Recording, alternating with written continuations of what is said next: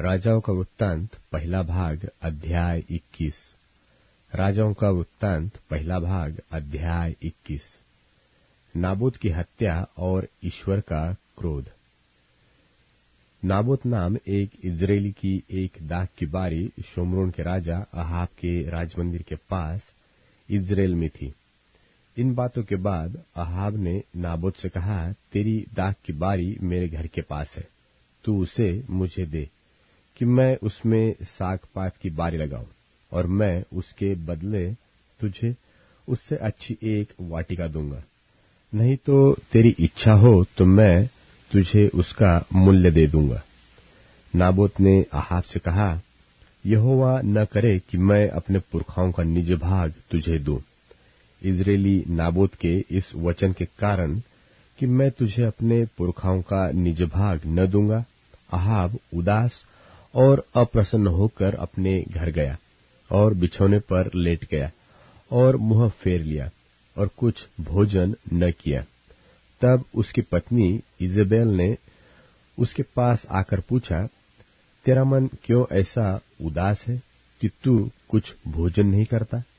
उसने कहा, कारण यह है कि मैंने इजरायली नाबोत से कहा कि रुपया लेकर मुझे अपनी दाख की बारी दे, नहीं तो यदि तू चाहे तो मैं उसकी संति दूसरी दाख की बारी दूंगा। और उसने कहा, मैं अपनी दाख की बारी तुझे न दूंगा। उसकी पत्नी इजेबेल ने उससे कहा, क्या तू इस्राएल पर राज्य करता है कि नहीं?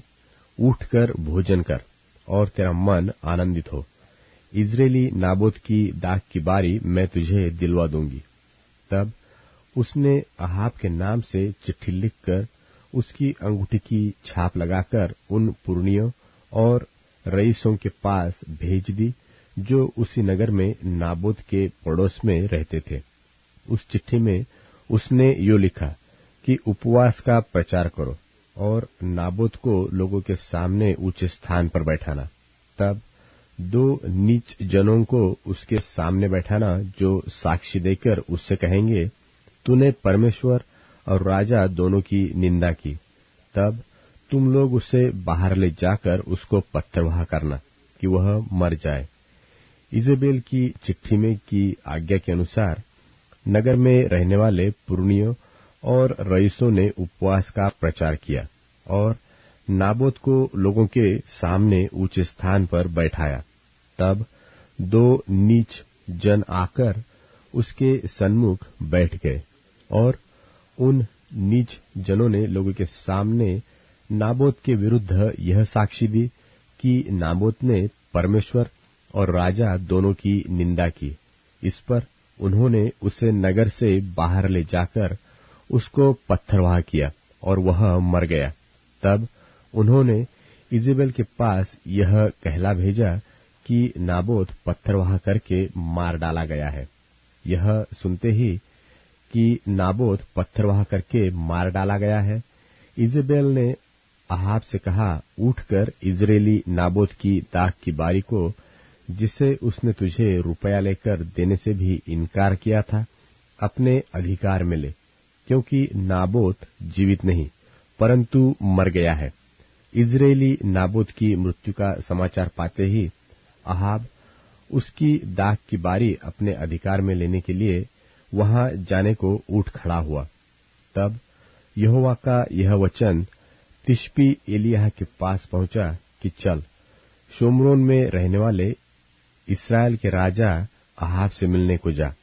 वह तो नाबोत की दाख की बारी में है, उसे अपने अधिकार में लेने को वो वहां गया है।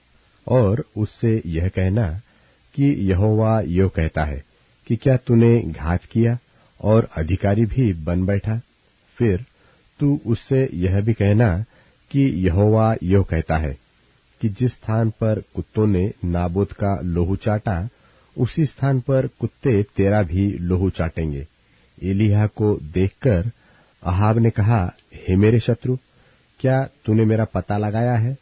उसने कहा, हाँ, लगाया तो है, और इसका कारण यह है कि जो यहोवा की दृष्टि में बुरा है, उसे करने के लिए तूने अपने को बेच डाला है। मैं तुझ पर ऐसी विपत्ति डालूंगा कि तुझे पूरी रीति से मिटा डालूंगा, और अहाब के घर के एक एक लड़के को, और क्या बंधुए क्या स्वाधीन, इस्राएल में हर एक रहने वाले को भी नाश कर डालूंगा। और मैं तेरा घराना नबात के पुत्र यारोबाम और अहिया के पुत्र बाशा का सा कर दूंगा, इसलिए कि तूने मुझे क्रोधित किया है और इस्राएल से पाप करवाया है। और इजेबेल के विषय में यहोवा यह कहता है कि इस्राएल के किले के पास कुत्ते इजेबेल को खा डालेंगे।